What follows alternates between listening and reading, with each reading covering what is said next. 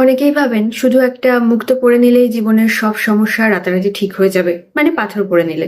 কিন্তু আপনার সূর্য যদি খারাপ থাকে আর আপনি সকালে সময় মতো ঘুম থেকেই না ওঠেন, তবে কেবল মুক্তো পরে কোনো লাভ হবে না।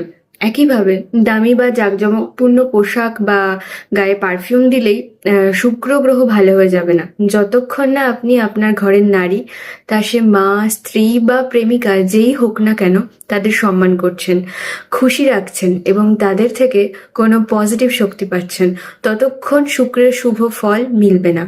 আসলে আমরা ভাবি আমাদের সম্পর্ক, কেরিয়ার বা স্বাস্থ্যের সব অবনতির জন্য গ্রহরাই দায়ী, কিন্তু বাস্তব হলো প্রতিটি গ্রহই আমাদের জীবনে কোনো না কোনো শিক্ষা দিতে বা দেনা পাওনা মেটাতে আসে।